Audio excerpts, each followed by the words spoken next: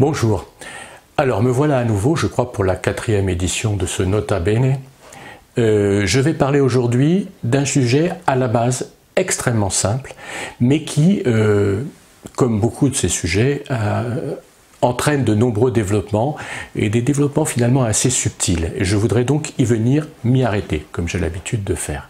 De quoi je veux parler? Et je vais donner après, bien sûr, un exemple comme je le fais d'habitude. Mais je révélerai, si j'ose dire, cet exemple un peu plus tard.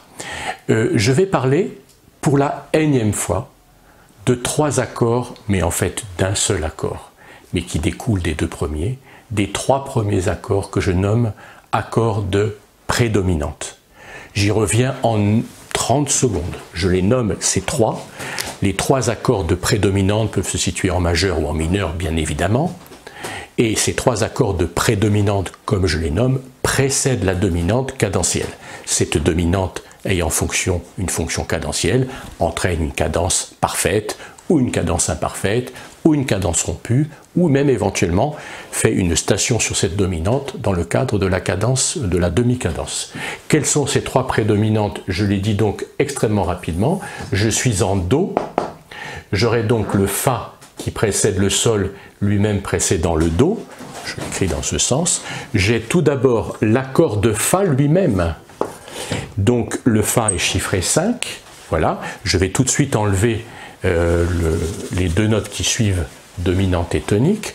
J'ai une deuxième possibilité, je l'ai dit un grand nombre de fois, j'ai non pas l'accord de Fa stricto sensu, l'accord de Fa, Fa majeur en majeur, Fa mineur en mineur, mais l'accord du 2e degré dans son état de premier renversement. Donc au lieu d'avoir la quinte ici, j'ai la sixte. Mais comme je l'ai dit, ces 2 accords ont exactement la même valeur. Et cet accord de sixte se comporte comme l'accord de quinte. Peu importe les détails. Et puis le 3e qui m'intéresse, donc nous aurions une première prédominante, une deuxième et une 3e, est à la fois la sixte et la quinte, c'est-à-dire les 2 simultanés, c'est-à-dire au pied de la lettre l'accord de 7e du 2e degré, Ré, Fa, La, Do. Dans Ré, Fa, La, Do, j'ai à la fois l'accord de Ré, Ré, Fa, La, et j'ai à la fois l'accord de Fa, Fa, La, Do. Là, ils sont tous les 2 mêlés, et donc on comprend par cette simple évocation qu'ils sont intimement liés tous les 3, et qu'ils sont parfaitement interchangeables, et qu'ils ont tous les 3 la fonction de précéder la dominante. Donc ici, j'aurais par exemple, prenons cette écriture, La, Do, Ré, voilà, où j'ai bien et la quinte et la sixte. Alors ça c'est une première chose, et je vais parler aujourd'hui de cet accord en soulignant un des aspects de cet accord. Alors j'efface tout de suite ça. Évidemment, hein, je le répète, on est aussi bien dans un contexte majeur que dans un contexte mineur. Voilà, ce que je veux souligner, je l'ai dit d'ailleurs, est une chose extrêmement simple qui, parfois, par sa simplicité, est négligée. C'est-à-dire qu'on se dit, oui, c'est tout à fait évident. Pourquoi en parler? Eh bien, j'en parle pour souligner un aspect, mais qui a plus de conséquences qu'on ne croit, en fait. C'est que, quand j'ai l'accord de... Pardon, je vais partir de l'accord de tonique. Alors, je suis ici en Do majeur, je pourrais être en Do mineur. Voilà, par exemple, l'accord de Do majeur. Sous cette forme, j'écris 3 notes en clé de sol pour rendre cette vision extrêmement claire et simple. On sait que quand j'enchaîne à l'accord de sous-dominante à l'accord de Fa, j'ai toujours, quelle que soit la position de cet accord, toujours les 3 mêmes mouvements. Le Mi va sur le Fa. Le Sol monte sur le La. Voilà les 2 notes qui montent. Mi, Fa, Sol, La. 2 mouvements ascendants simultanés. Et puis j'ai un 3e élément, le Do qui reste Do. Le Do est la note commune à l'accord de Do et à l'accord de Fa. Mais je focalise l'attention sur cet aspect, et maintenant je souligne un aspect qui m'intéresse plus qu'un autre, c'est cet aspect-là. Je vais insister particulièrement sur ce Mi qui monte vers le Fa. De quoi s'agit-il précisément? Il est bon de le souligner. Le Mi est la tierce de l'accord de Do et monte vers la fondamentale de l'accord de Fa. Évidemment, ça est valable toujours, quelle que soit la position. Prenons par exemple, je ne vais pas insister longuement, voilà l'accord de Do. Je l'enchaîne à l'accord de Fa. Comment je procède? De la même manière. Le Mi monte vers le Fa, le Do reste Do, le Sol monte vers le La. Prenons par exemple cette position de l'accord de Do. Do, Sol, Do, Mi. L'accord de Do se dirige vers l'accord de Fa. On observe encore une fois les mêmes choses. Le Sol monte vers le La, le Do reste Do ici à l'alto, et le Mi monte vers le Fa. Voilà, alors ça c'est un travail, quand on connaît ça et quand on travaille ça, c'est un travail que je qualifierais de débutant, c'est-à-dire que c'est ce qu'on apprend au tout début des études d'écriture.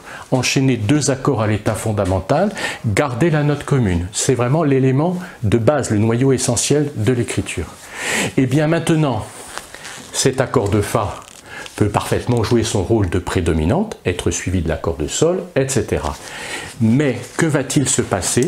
C'est ça, c'est là-dessus qu'on va focaliser toute l'attention, y compris l'attention auditive, et on va voir que ça va être extrêmement présent dans la musique. Je prends même une petite couleur, c'est que le Mi, je n'efface pas, le Mi au lieu de monter vers le Fa, c'est-à-dire, je l'ai dit, vers la fondamentale de l'accord de Fa, je l'écris ici, le Mi au lieu de monter vers Fa, eh bien le Mi va descendre vers Ré. C'est tout bête, était-ce besoin de le dire? Je pense, sinon je ne l'aurais pas fait bien sûr. Mais cet aspect est très important, c'est-à-dire que l'accord, je l'écris ici, l'accord de septième du deuxième degré résulte ça est quasiment semblable à l'enchaînement à l'accord de sous-dominante, mais simplement, au lieu de réaliser la doublure de la fondamentale, on va vers la sixte. Donc nous avions déjà, et nous avons déjà, il faut bien l'observer, je sais que j'ai un peu le sentiment qui est réel d'énoncer des évidences, mais on a besoin longtemps d'énoncer des évidences pour maîtriser l'écriture. J'ai ici déjà en soi l'accord de Fa complet, Fa, La, Do. Fa, La, Do est ici, il mérite le chiffrage 5, mais il s'y ajoute la sixte au lieu de la doublure de fondamentale, donc il s'agit bien d'un accord de sixte et quinte, qui est bien l'accord de septième du deuxième degré, le voilà ici, Ré, Fa, La, Do, et bien le Fa, je le supprime, je le mets à la basse, et j'obtiens bien ici cet accord de septième du deuxième degré, premier renversement, chiffré 6-5, précédent dominante. Alors voilà, ça c'est un premier petit exposé dont j'ai besoin pour poursuivre mon propos. Alors maintenant, on va voir cet élément du Mi qui, au lieu de monter vers Fa et doubler la fondamentale de l'accord de Fa, descend vers Ré et enrichit l'accord de quinte d'une sixte. On va le voir, je vais le montrer dans trois situations, dont la troisième est la plus subtile de toute évidence et apporte de l'eau à mon moulin de la précédente vidéo. Je vais tout de suite dire, enfin dans un petit instant, de quoi il s'agit. J'ai tout d'abord le premier élément, celui que je viens d'écrire, c'est-à-dire l'accord de tonique qui s'enchaîne à l'accord 6-5. Donc le Sol monte vers le La, le Do reste Do, et le Mi descend vers Ré. Donc cette écriture doit être parfaitement connue, et notamment bien retenir la descente du Mi vers le Ré, la descente de la tierce de l'accord de tonique vers la sixte du Fa grave. Maintenant, je vais évoquer ce Mi qui, au lieu de monter sur Fa, descend sur Ré dans un autre contexte, un contexte dont j'ai beaucoup parlé. De quoi s'agit-il? Il s'agit de la quarte et sixte de passage entre deux accords de prédominante. Je l'ai d'ailleurs signalé, ça constitue un petit chapitre, un sous-chapitre dans mon livre L'harmonie ou l'écriture tonale, peu importe. J'ai parlé longuement, assez longuement, peut-être trop longuement, de l'accord de quarte et sixte de passage entre deux accords de tonique, chose extrêmement courante et qui est une écriture de base qu'il faut maîtriser, mais une écriture plus subtile et qui est plus intéressante finalement encore, c'est cette fameuse quarte et sixte qu'on trouve dans les chorales de Bach énormément et qui aura une longue descendance, c'est Schubert, Beethoven, Wagner, ça sera très très important, c'est pour ça que j'y ai beaucoup insisté, c'est la quarte et sixte de passage entre deux accords de prédominante, donc J'ai par exemple, imaginons que nous soyons dans un choral, mais ça n'est pas une imagination parce qu'on en trouve de nombreux exemples. J'en profite pour dire que j'ai donné ces exemples dans le livre. Je les ai transcrits, j'en ai donné 3 ou 4 ou 5, et j'ai produit après un certain nombre d'exercices relativement nombreux d'application de cet enchaînement. Donc j'invite tout un chacun à y faire particulièrement attention. Voilà par exemple l'accord de tonique, je suis en Do, et puis je me dirige vers l'accord de Fa majeur. L'accord de Fa majeur, ici dans son état de premier renversement. Cet accord de Fa majeur, je ne vais pas l'écrire tout de suite, cet accord de Fa majeur peut très bien avoir, et il a, fonction de prédominante, donc être suivi du Sol qui lui-même ira vers Do. J'aurai donc la basse, Do, peu importe, mais essentiellement les trois sons, non plus Fa, Sol, Do, mais La, Sol, Do. Or, d'abord j'écris l'enchaînement, donc voilà l'enchaînement parfaitement correct de l'accord à l'état fondamental vers l'accord de sixte. Voilà l'accord de sixte, l'accord de Fa majeur dans son état de premier renversement. Je peux avoir évidemment directement la dominante puis la tonique. Or, le compositeur ici, et ça c'est extrêmement courant, va en quelque sorte, ça c'est une chose qu'il faut étudier par ailleurs, va étendre.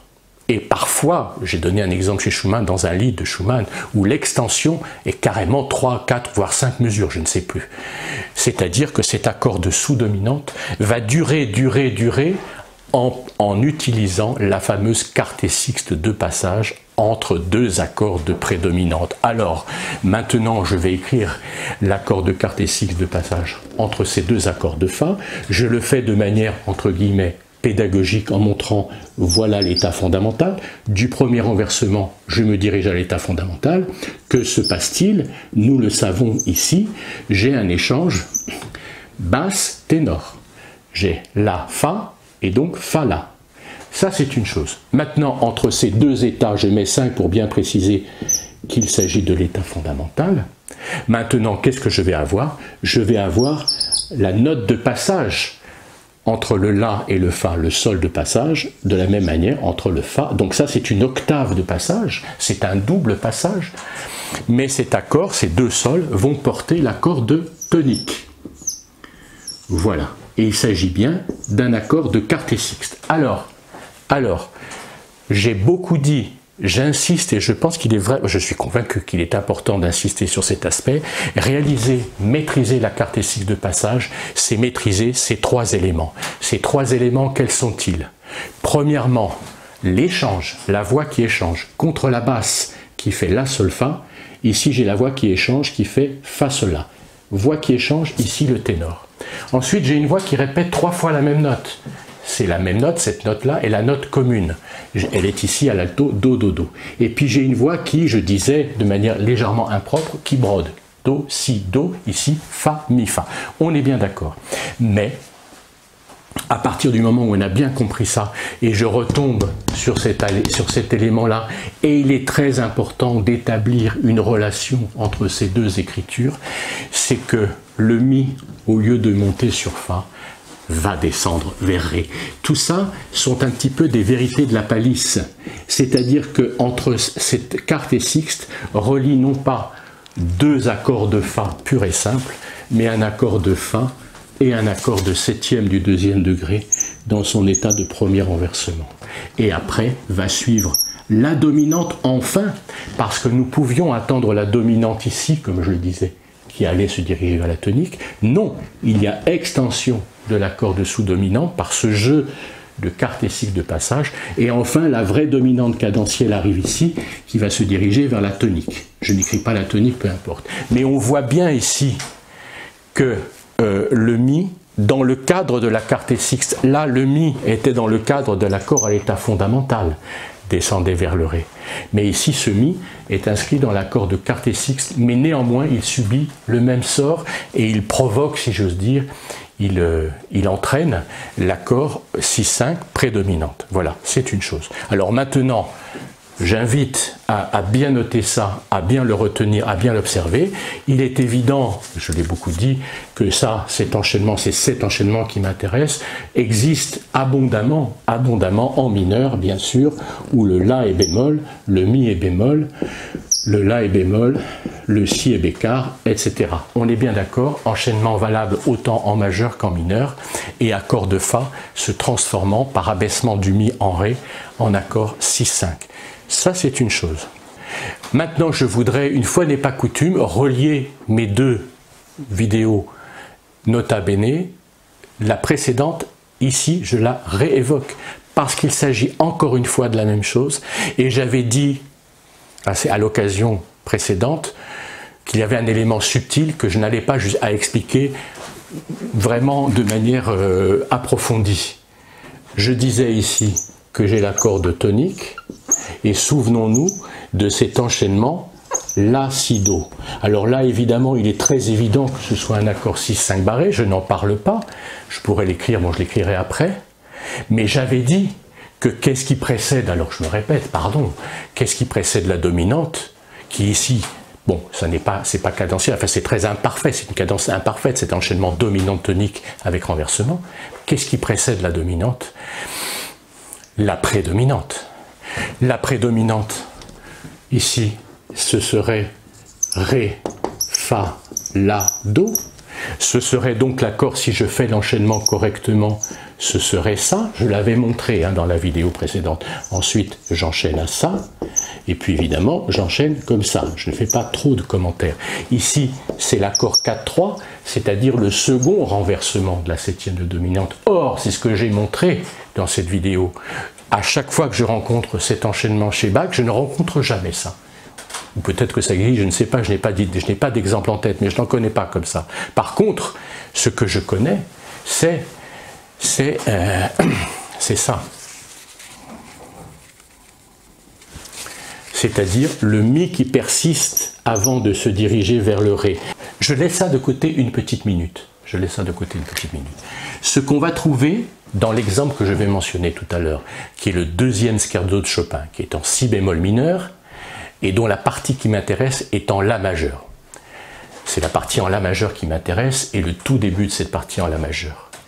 Que va-t-il se passer? Je laisse ça de côté, j'y reviens après. Que va-t-il se passer? Quelque chose qui est assez beau et qu'on va trouver dans la musique. Voilà mon accord de tonique. Je l'enchaîne à l'accord de sous-dominante naturellement. On est bien d'accord qu'il s'agit de ça. Maintenant, au lieu de l'enchaîner à l'accord de sous-dominante, je vais l'enchaîner à l'accord 6-5. Donc je me répète, le Mi, au lieu de monter vers le Fa, va descendre vers le Ré. Mais finalement, cet élément-là est expressif. Alors, je devrais quand même le jouer. Voilà, je suis en Do majeur, Do, Sol, Do, Mi. Do, Sol, Do, Mi. Voilà l'accord de Fa. Bon, j'arpège pour qu'on entende bien chaque élément, mais je plaque l'accord, accord de Do, on entend bien le Mi, qui monte vers le Fa, qui se dirige vers le Fa de manière simple en fait. Et bien maintenant, écoutons-le bien, il va se diriger vers le Ré. Et on va voir ce très bel accord, Fa, La, Do, Ré, je rejoue, Do, Sol, Do, Mi, qui se dirige vers Fa, La. Voilà. Et d'une certaine manière, j'allais dire c'est une surprise, ça n'est certainement pas une surprise parce que c'est une écriture extrêmement classique, mais néanmoins, l'oreille est toujours, je vais employer un terme un peu, est séduite par cet accord. Cet enchaînement, l'accord de Do vers l'accord de Fa est très beau. Si je fais chanter ça par un chœur qui chante bien, c'est très simple et c'est très beau. Accord de Do, accord de Fa. On l'attend naturellement, or quand on entend le Ré, on a quelque chose qui sonne, qui est très particulier. C'est cette fameuse prédominante. Voilà. Alors maintenant, je joue en mineur. C'est encore pas mieux, c'est encore autre chose dans l'expression. Mi bémol va vers Fa mineur. Bien sûr, tout à fait normal. Maintenant, écoutons le Mi bémol qui descend vers le Ré. Voilà. C'est très très beau. Et je trouve que je commence à avoir un certain âge et que je l'ai entendu quelques milliers de fois, eh bien je dois dire que quand je l'entends, je le trouve toujours très beau. Voilà. Alors ça c'est un élément expressif. Eh bien, parce que cet élément est expressif et que le Mi est en quelque sorte, la voix qui chante Mi est en quelque sorte contrariée pour faire quelque chose de très beau qui au lieu de monter vers Fa va vers Mi, on va la mettre en valeur, on va la mettre particulièrement en valeur et donc au lieu d'écrire ça, on va écrire, j'efface pour pouvoir l'écrire proprement, on va écrire non pas Ré tout de suite, mais appoggiature du Ré, c'est-à-dire que le Mi est réattaqué pour devenir Ré, et donc met particulièrement en valeur le Ré, parce que quand le Mi est sur Fa, il est dissonance, il est note étrangère, et cette fois-ci, ça n'est pas le Fa qu'on attend, c'est bien le Ré. Je le joue donc, voilà, Do, Sol, Do, Mi, voilà, Ré, et maintenant si je fais, voilà, on entend bien ce Mi qui est expressif et qui souligne l'arrivée du Ré. Il en va de même en mineur. Voilà. Et en mineur, c'est vrai que ça, je ne vais pas faire des commentaires maintenant d'ordre, je ne sais pas comment les qualifier, mais je le trouve particulièrement expressif en mineur, en majeur aussi, Mais en mineur, il a un caractère bien particulier, d'une certaine forme de, oserais-je le dire, de tristesse. Et cette prédominante va bien sur une dominante pour s'accomplir sur la tonique. Je rejoue en mineur, Do, Sol, Do, Mi, Fa, La bémol, Do, encore Mi, qui se résout sur Ré, puis accord de dominante, et je me dirige vers la tonique. Voilà, je crois que c'est important d'entendre ça, d'entendre la qualité du retard. Alors on dit retard quand c'est lié, appoggiature quand c'est attaqué, mais c'est le même élément, la même note étrangère. Comment on chiffre ça? Ne négligeons pas le chiffrage. Le vrai accord qui m'intéresse, Fa, La, Do, Ré, ce chiffre 6, 5, il s'agit de cet accord, mais la sixte subit l'appoggiature de la septième. Donc on écrit 7, 6, et le 5 est là. Donc on retient bien ce chiffrage. Il s'agit bien du chiffrage 6, 5, mais la sixte subit l'appoggiature ou le retard de la septième, qui est une prolongation de la tierce qui était présente avant. Ne négligeons pas tous ces aspects d'intervalle. Quand on étudie l'écriture, on doit en quelque sorte avoir une forme d'obsession de l'intervalle. L'écriture est une discipline mathématique où règnent les chiffres. Voilà. Donc j'ai dit ça, et je pense que c'est donc très important. Eh bien, pourquoi je suis revenu à ça? Parce que ici, c'est ce qui se passe. Nous aurions dû avoir le Ré de l'accord 4-3. Or, nous avons le Mi, qui est une prolongation, donc appoggiature ou retard selon, et qui fait que l'accord est 6-5. On est bien d'accord. Et que c'est la quinte qui est une note étrangère et qui se résout sur le Ré. Mais comme je l'expliquais, je ne vais pas le refaire maintenant, comme je l'expliquais dans les vidéos précédentes, au moment où le Mi se résout, comme ici par exemple, au moment où le Mi se résout sur le Ré arrive, mais il s'inscrit dans un autre accord. Voilà. Et ensuite, on se dirige vers l'accord de tonique qui est pourvu d'une fuite en général. Je n'y reviens pas, j'en ai beaucoup parlé, mais le fuite, c'est en fait Ré-Do. Ré-Do. Donc on voit bien la continuité, Mi, note étrangère résolue, et Ré, note étrangère résolue. C'est-à-dire que ça, c'est ce dont je parlais d'indice. Je ne reviens pas sur toute cette explication, mais je voulais montrer que finalement, ce Ré résulte du Mi toujours, du Mi de l'accord de tonique, et qu'il se substitue au Fa attendu naturellement. Voilà. C'est une première chose. Maintenant, j'ai ici, je ne vais pas le développer, mais je joue deux accords, pas impromptu, moment musical de Schubert en La bémol majeur, c'est le 6e moment musical, il est en La bémol majeur, on entend tout simplement ce que je viens de jouer, d'ailleurs c'est un peu drôle, parce que c'est le texte exact. L'exemple lui-même est parlant, c'est La bémol, Mi bémol, La bémol, Do. Voilà, accord de La bémol majeur, accord de tonique, et j'entends ça. Enfin, je vois, je lis et je joue. Voilà, on a bien ça. Voilà pour une première pause du principe. Je vais maintenant parler, assez brièvement mais quand même, du deuxième scherzo de Chopin. Alors, je vais parler brièvement de ce deuxième scherzo de Chopin où on trouve cette écriture qui est particulièrement belle ici. Je fais tout de suite une petite remarque sur la tonalité ici qui m'intéresse, je vais être rapide. On est en La majeur, c'est la deuxième partie, la partie centrale du scherzo. Alors attention, le scherzo est en si bémol mineur. Alors on peut poser la question, mais quel rapport entre si bémol mineur et La majeur? Réponse, aucun rapport. tonalité éloignée, voire très éloignée. Mais en fait, si il y a un rapport, et ce rapport, je veux le signaler, parce que j'en ai parlé à de nombreuses reprises, que fait Chopin ici dans toute la grande première partie? Il fait ce qui est d'ailleurs très naturel quand on est en mineur, il module au relatif majeur. Donc il commence en si bémol mineur et il module assez vite d'ailleurs en ré bémol majeur. Donc voilà la sonorité de ré bémol majeur. Ré bémol, on entend ici la tonique ré bémol. Voilà, je fais une cadence parfaite en ré bémol. Voilà, on entend bien ré bémol. Et d'ailleurs il fait entendre, ici, pardon, j'ai joué à côté, c'est pas grave, le ré bémol isolé comme ça, enfin, de la partie en ré bémol et silence.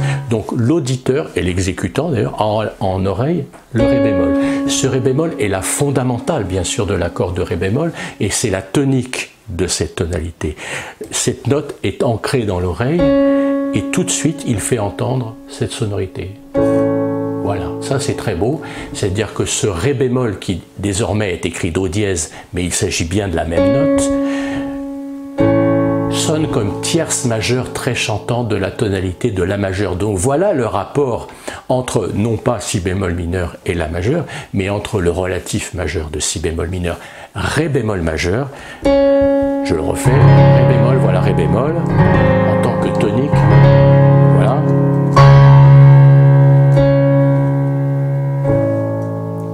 Je signale très rapidement, je pense que c'est un sujet de grand intérêt parce qu'il a beaucoup de conséquences dans l'histoire de la musique, y compris chez Wagner et Liszt par exemple, qu'on va par exemple avoir le 5e concerto de Beethoven, j'en parle vite, hein, 5e concerto est en mi bémol majeur. Mi bémol. Mi bémol. Silence entre les deux mouvements, le mouvement lent commence de cette manière, par un mouvement en si majeur. Beethoven écrit si majeur, mais la vraie tonalité est do bémol majeur. Voilà, c'est-à-dire que le mi bémol devient la tierce. C'est exactement la même chose ici. Le ré bémol devient la tierce chez Chopin dans le 2e scherzo. Le ré bémol tonique devient tierce chantante, tierce majeure de la tonalité et de l'accord de la majeure. Chez Beethoven, c'est mi bémol, et ça, le mi bémol devient le ré dièse, tierce majeure chantante de si majeur. Ça n'est pas mon sujet aujourd'hui, mais j'en parle quand même. Alors, je vais montrer, ça sera assez rapide, je montre ici, je le dis oralement, les deux accords qui vont nous intéresser. L'accord de tonique en la majeure, et l'accord de la majeure, l'accord de sous-dominante et l'accord de ré majeur. J'écris ici l'accord de la majeure, j'écris tout en haut, la, mi, la, do dièse. L'enchaînement à l'accord de ré est ré, fa dièse, la, ré. Et le principe, je le remontre ici pour que ce soit clair, qu'on ne s'y perde pas, c'est pas le moment, c'est jamais le moment d'ailleurs, c'est bien la tierce de l'accord de la, qui monte vers la fondamentale de l'accord de ré, dans l'accord de ré. Et bien ici, dans le cas qui nous intéresse, le do dièse descendra vers le si. C'est exact pour faire l'accord 6-5. Je n'y reviens pas, j'en ai beaucoup parlé. C'est la même chose que dans Schubert, donc je ne joue pas Chopin, j'ai joué simplement ça. Voilà. Voilà l'enchaînement à l'accord de ré. Et voilà l'enchaînement. Voilà. Le fameux enchaînement que j'ai joué tout à l'heure en do majeur. Et si je réattaque le do dièse, j'ai bien ça. Voilà. Alors maintenant, je montre le texte de Chopin. Je vais jouer ces 2 ou 3 mesures. On a bien ici l'accord de la. Alors méfions-nous, faisons attention. Il y a ici octave, octaviation ou registration. Technique d'orchestre, c'est-à-dire 2 instruments jouent à l'octave. Ça n'est pas 2 voix, c'est la même voix octaviée ou registrée. Je ne sais pas si c'est le terme, peu importe. J'ai ici la. Là, ça sont bien 2 voix parce que ça devient quinte, et puis mi, do dièse. Donc je pourrais, par exemple, pour la compréhension, la clarté du texte, je pourrais enlever le mi, le fa, le fa, le fa. Ce fa ici et ce mi ne sont que l'octave de cette voix-là. Donc qu'est-ce que j'ai? J'ai bien la même écriture. La, mi, do dièse. Strictement. Attention, je suis bien en clé de fa. Hein. La, mi, do dièse. Je dois aller sur ré, la, fa, ré, normalement. Et le do persiste pour devenir si, mais il est long. Voilà ce fameux ici appoggiature, j'écris ap pour appoggiature.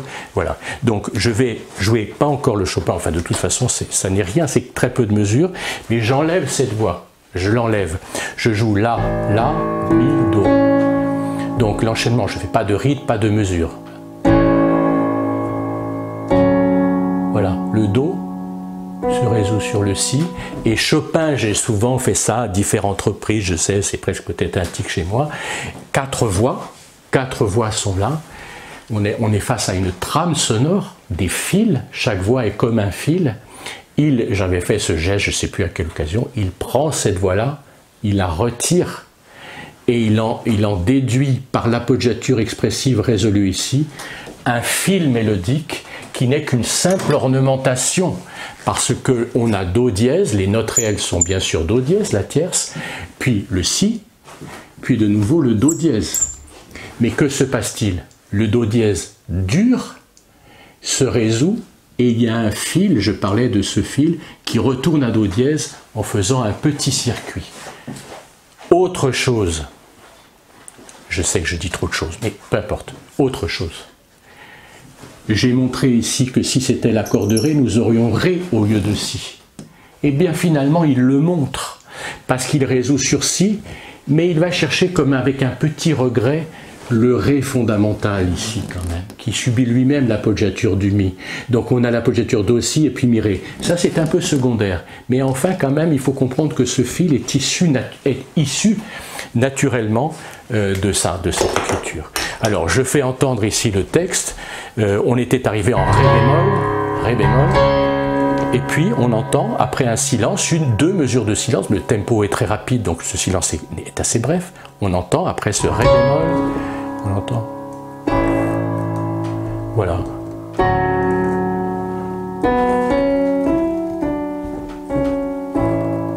Il le refait une deuxième fois.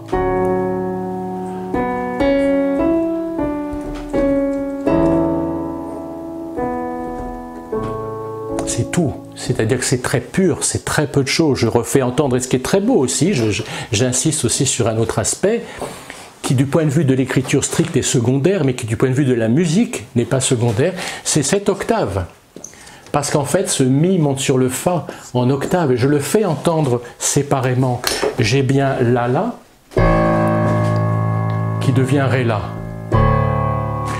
Et j'ai bien Mi, qui devient Fa.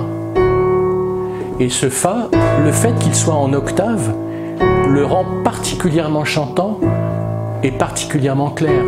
Et pendant ce temps-là, la tierce, qui est au milieu, va être réattaquée. Dans la clarté du Fa dièse, le Do est expressif et il brode autour. Mi, Ré, il revient au Do. Et une deuxième fois,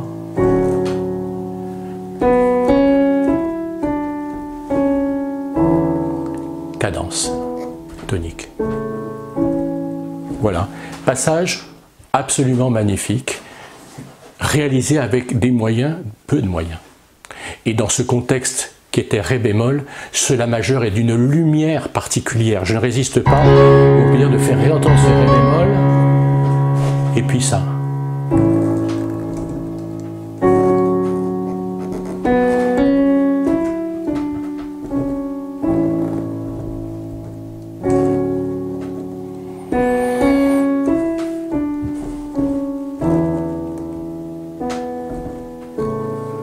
On remarque à la fin, La, Do, qu'est-ce qui sonne? Toujours ce Do dièse qui est là toujours en suspension et qui était l'ancien Ré bémol de Ré bémol. Voilà un exemple particulièrement intéressant et à remettre, c'est ça mon propos, dans la compréhension profonde de l'accord de septième. C'est long à dire, c'est fastidieux, c'est scolaire, c'est sec, mais là on voit bien que ça donne quelque chose qui est le contraire de la sécheresse. L'écriture, la maîtrise de l'accord de septième du deuxième degré dans son rôle précadentiel. Voilà.